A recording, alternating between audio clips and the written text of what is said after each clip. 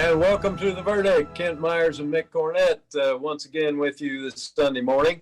Going to do a show today with Eddie Jackson, a longtime friend and quite a prominent citizen in Oklahoma City and elsewhere. We're going to talk about a book that he's written called Oklaloosa, but we'll get into that more in the show. Mick, good morning to you. Good morning to you, Kent. Good morning, everyone. Look forward to talking to Eddie this morning. Known Eddie a long time, and it's a life well served and a life of achievement. Be interesting at the parts of the conversation we can pick out and discuss today. You could probably talk for an hour or two with Eddie. Well, I've titled this show Modern Renaissance Man because I think Eddie fits that description. It's a little inconsistent to talk about Renaissance and modern, but he is both a modern man and a Renaissance man. Yeah, I would agree wholeheartedly. Well, hang on, folks. We're going to take a little break and be back with Eddie Jackson. You're watching The Verdict.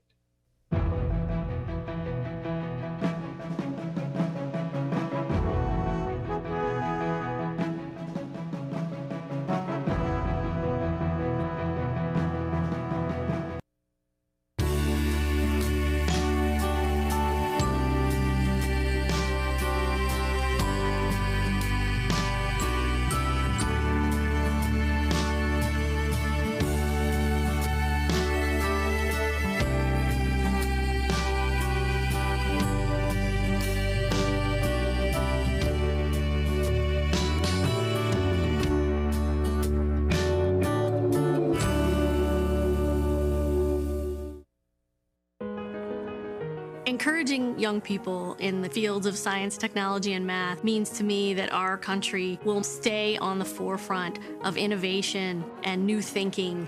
In First Lego League, they learn that geeky is cool, and that's the best. My name is Terry Sentner. I'm an IT specialist at the Library of Congress, and I'm a Chickasaw. When a kid goes from not ever having programmed a robot or even built something with an engine to making it drive forward, their eyes just light up. I've always been interested in science, technology, engineering, and math. Kind of goes with being an MIT graduate, I suppose. It feels so good to know that you're helping kids to become something they want to be, and they give me hope for the future. I think that there are a lot of opportunities out there for young people, especially Native Americans. Don't give up, and that's the key, is keep reaching. See more stories about the Chickasaw people at profilesofanation.com.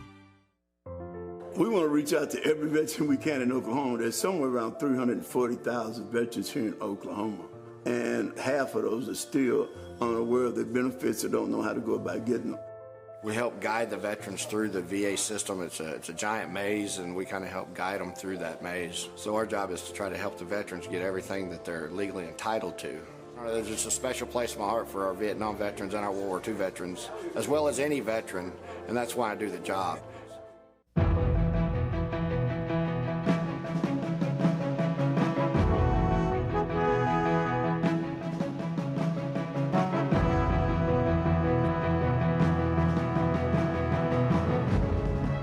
Welcome back to The Verdict. Kent Meyers and Mick Cornett joining you again this Sunday. And as we indicated in the open, our guest today is Eddie Jackson. We have entitled this show Modern Renaissance Man because if someone fits that definition, it's Eddie Jackson. Also, Eddie holds the distinction of being the only guest we have ever had on over 1,000 shows that both Mick and I have lost to in tennis. We both have played unsuccessfully tennis against Eddie Jackson. Eddie was a college basketball player, both at University of Oklahoma and at Oklahoma City University. He did his undergraduate work at Oklahoma City University. He did his law work at Oklahoma City University. He was a banker and a bank president. And like Mick Cornett, he was a mayor in Forest Park in Oklahoma County. Eddie has had quite a career. He is kind of finishing one phase of it by publishing a brand new book we're going to talk about when we get Eddie on here, and it's called Oklaloosa. You'll hear more about it as we go along in the show and what that means. So, Eddie, really glad to have you. You're welcome to join us on The Verdict. We're really pleased to have you. Pleasure is all mine, Ted. So good to see you and be with you and Mick again. Well, about the book. Pardon, I didn't hear the question. Yeah, let's hear about the book, Eddie. What drove you to write it, and what's it about? All right. I guess lawyers learn that you can tell something about most anything if you start with the name. And so the name of the book, Oklaloosa, it's a takeoff from Oklahoma. Oklahoma is a Choctaw word. It means home of the red people.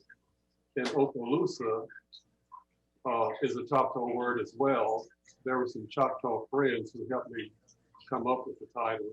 Oklaloosa. Loosa means black men, and Oklahoma. So Oklaloosa is home of the black people.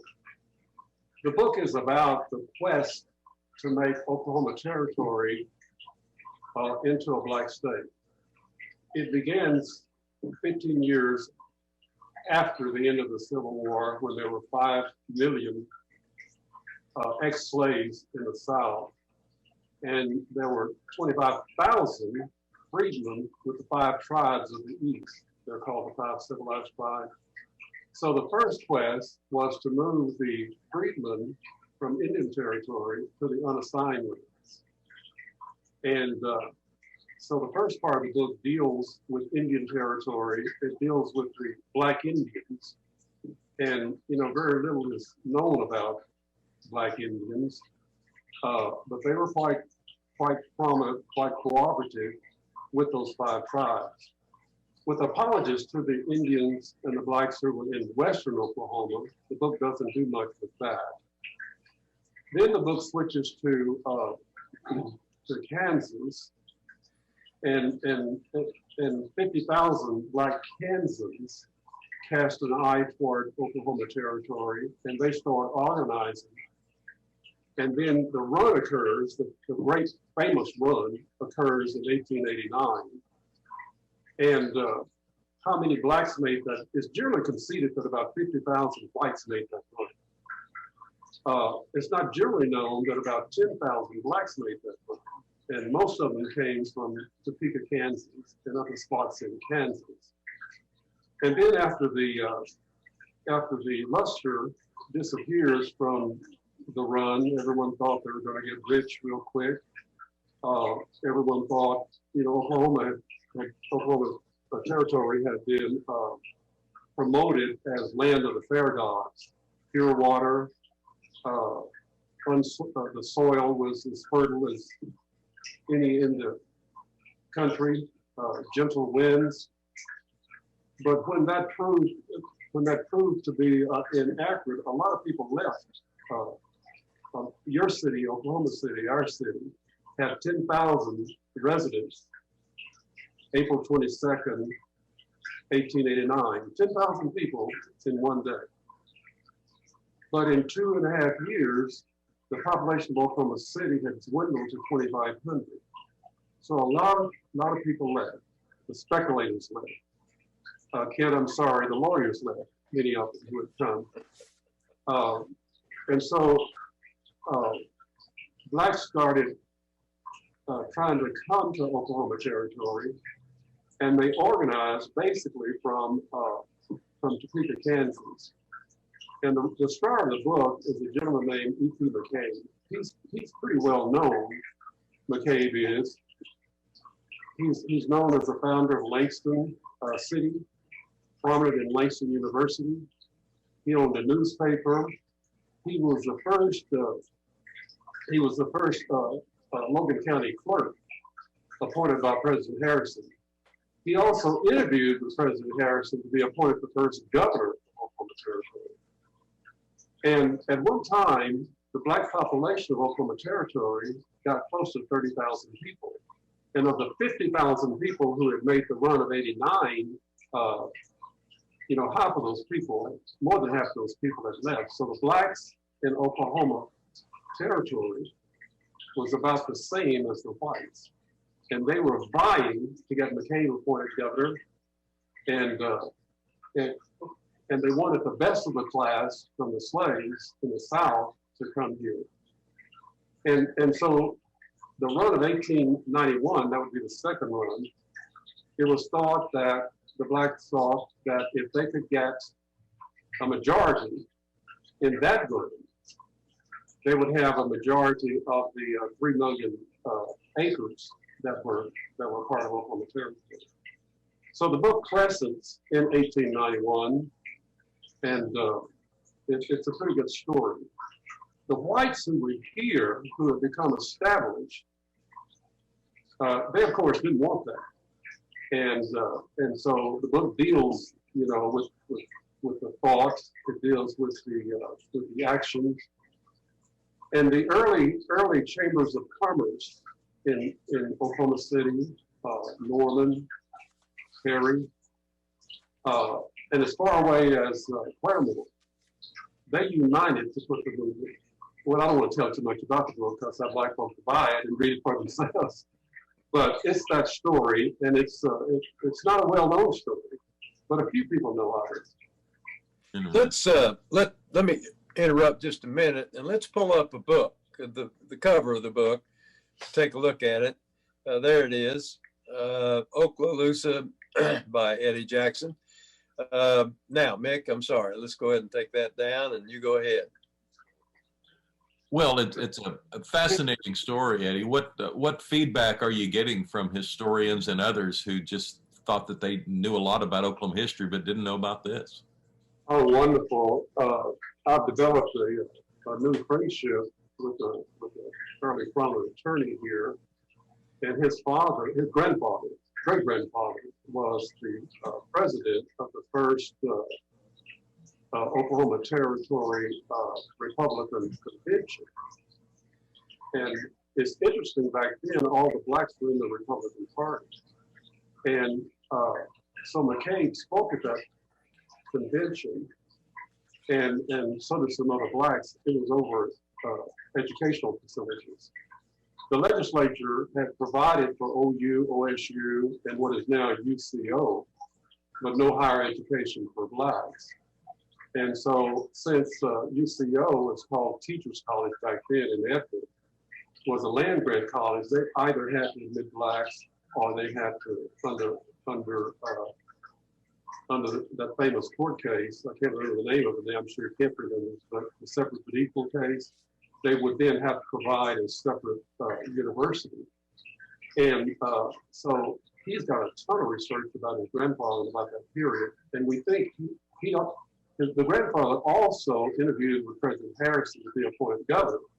So he thinks he and McCain may have known each other, and we've struck up a really good friendship and exchanging our research. So that's been great. And I was afraid that white friends of mine would not appreciate, the violence that had to be mentioned in the book. But they understand it, accept it as facts, and they received the book very well. Eddie, let me, excuse me for interrupting, but we've got to go to a break. Let's pick it up, Mick, when we come back at that point about the violence that Eddie has mentioned. Pardon to both of you folks, but we got to go to a break. You're watching The Verdict with Kent Meyers, Mick Cornett, and our guest, Eddie Jackson. We'll be right back.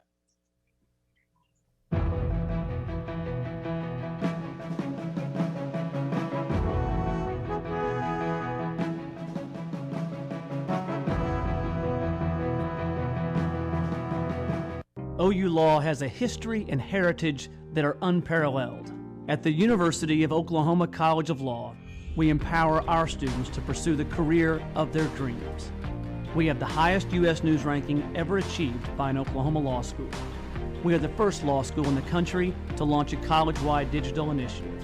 And this year, our competition teams rank #2 in the nation.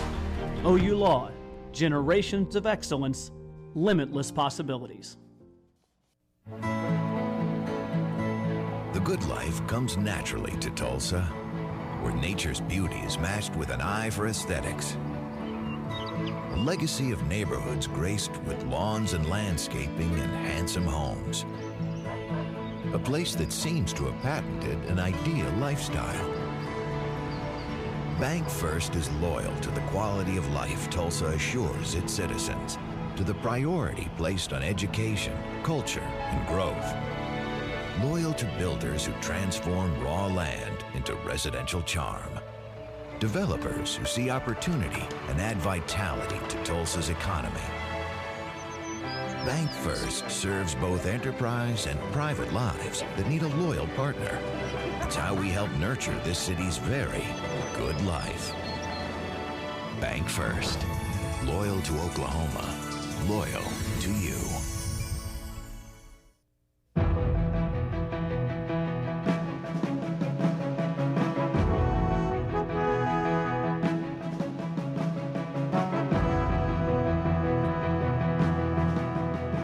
Welcome back to The Verdict. Kent Meyers and Mick Cornett visiting with Eddie Jackson, the author of Oklaloosa, a book we were talking about when we went to the break. Mick, where would you like to go here?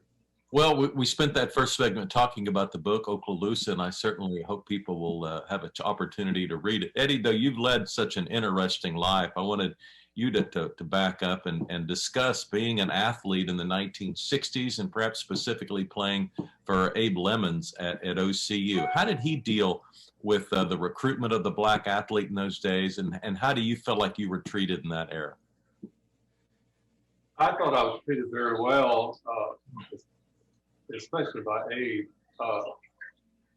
We talked a great deal about my first year, and actually Abe treated me a little bit better than many of the other players. He included me in just about everything.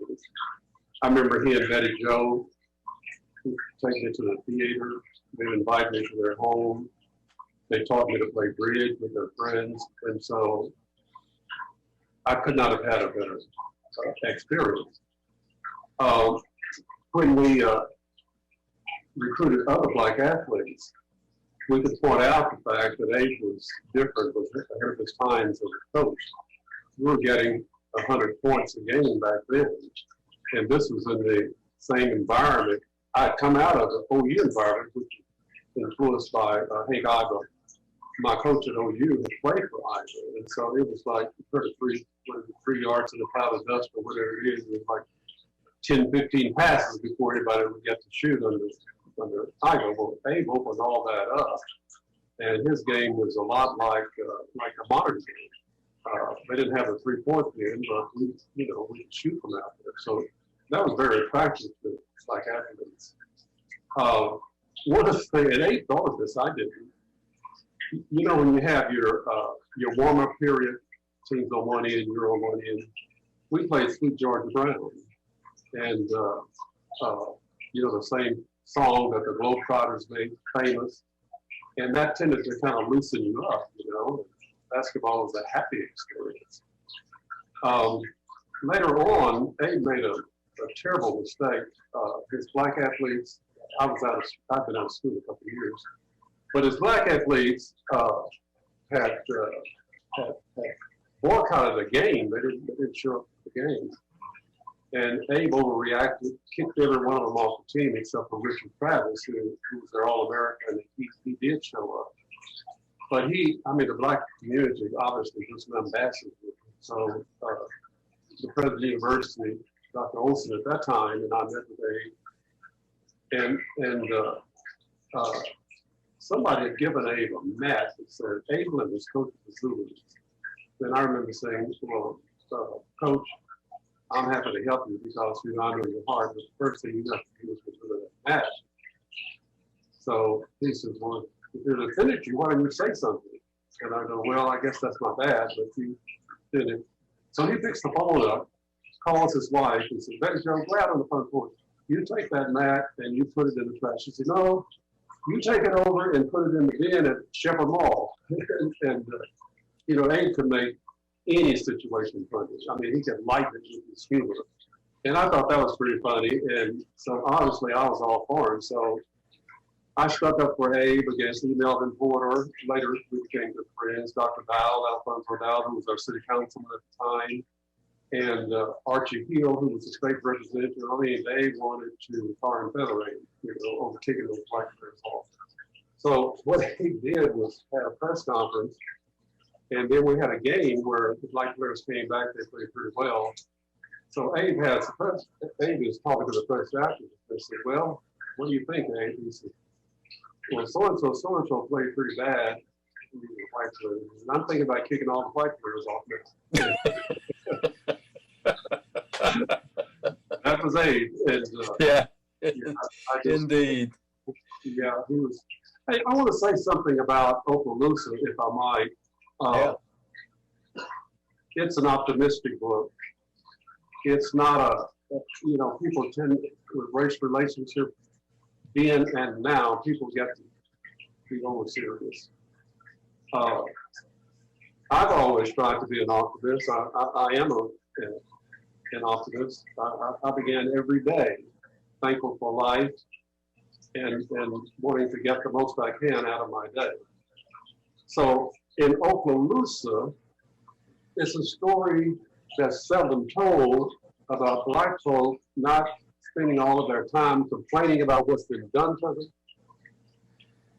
They organize and they try to make something, they try to get a slice of the American dream, is what this book is intended to show. They probably did what any people would do, see an opportunity and try to capitalize on it. So I see it as more, even with the violence, even with the stereotypes, even with the propaganda. There's a lot of propaganda about black people to justify slavery. Even the churches, our institutions, it's everywhere, and it's still around today. But we are so much better off and have made so much progress. But we still make the mistake of overplaying the negative and not looking at the achievement and the contributions that black people have made to this country and are still making to this country. I just want to say that about the book. It's not a negative book. Again, it's not I hate all non-black people type of a book. But let me ask you this, Eddie, do you share the same optimism about this country and where we are right now and whether we're going to pull out of this divisiveness and anger and fear that seems to be pervasive? Well, I don't think there's any question that we're going to pull out of it and we're going to be better for it. Young people, if you look at our young people, you look at the next generation, they're the winners and they're active, and they don't hold the same prejudice. You don't hold the same prejudice that your parents held. And so conversely, the young people of today, I imagine your children, your grandchildren, they're more enlightened. I mean, they can see beauty on the part of races other than themselves. And really, it's better to have cooperation than to have competition between the races. People like Mick, let's say, who's been around black athletes all of his life, or the greater part of his life. If you pushed him, I bet he would tell you that his life has been enriched by that experience. And I know some of my teammates that I played basketball with, they consider me their brother. And I consider them my brother. And even though a lot of them have turned right-wing, I can still talk to them. It can get to a point where I say, okay, let's not talk about politics anymore. I'm not going to change you. You're not going to change me. But I can still see goodness in their hearts. And so I'm optimistic. I mean, I don't care what speaker gets up and criticizes the white race or criticizes the black race. I just don't buy it. I think we have far more in common than devices. And the young people can see it much easier than we can. Well, Eddie, that's really enheartening to me to hear you say that, and I know that you know what you're talking about. Before we close down, and we're about to have to close down because of time, where is your book available? How can folks get their hands on Oklaloosa? Thank you. You can go to Amazon, and they'll have a copy to you in about 3 days. But if you want to go to a local bookstore, Full Circle bookstore has them. And then a black bookstore on the east side at 36 and Kelly called Nappy Roots. They've been selling a lot of them. You know, a lot of times people in the black community want to go to a black store. And by the way, I hope guys like you and Mick can understand that's probably a good thing. You know, with black businesses and blacks working business with other blacks. That's really not a racist thing. It's just it's a social thing. It is probably a good thing for our economy and all of us. But Full Circle, Jim Talbert's great store there at 55th Place, they have them, and I hope the readers will get a copy of it, because I'm sure you'll learn something. Mm-hmm. I have glanced at it. I can't say I've read it, but I'm certainly going to read it. Eddie, we've got to close because we're out of time. Thank you so much for joining us. I think we've got certainly enough material to have another show, and we'll ask you back. So thanks for coming. Mick, Cornett, and I will now go take a 2-minute break, and we'll see you in just a minute. You're watching The Verdict. Thank you for having me.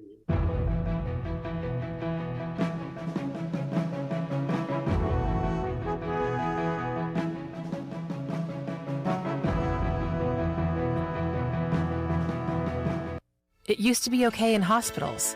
It used to be okay in movie theaters. It was okay in classrooms, restaurants, and airplanes. But thanks to a greater understanding of the dangers, that's not okay anymore. So now that we know secondhand smoke causes lifelong health problems, why is it still okay to smoke with children in the car? Bottom line, it's not okay. Let's get serious about protecting kids.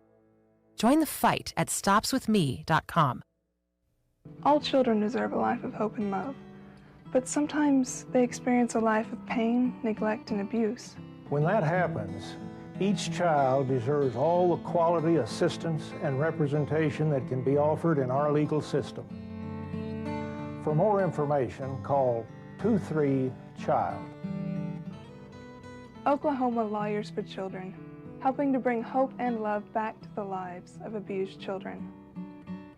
You will always be mom and dad to me. You have children coming from a different lifestyle, different mindset. You have to open your arms and really do what you have to do to have that child become a part of your family.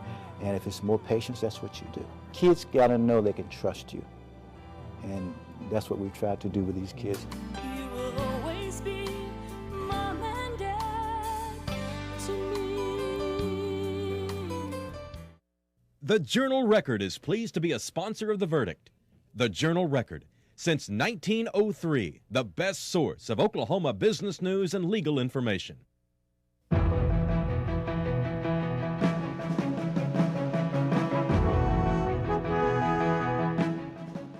Welcome back to The Verdict, and we are completely out of time. Thanks to Eddie Jackson, Mick, Cornett, and I will see you next week.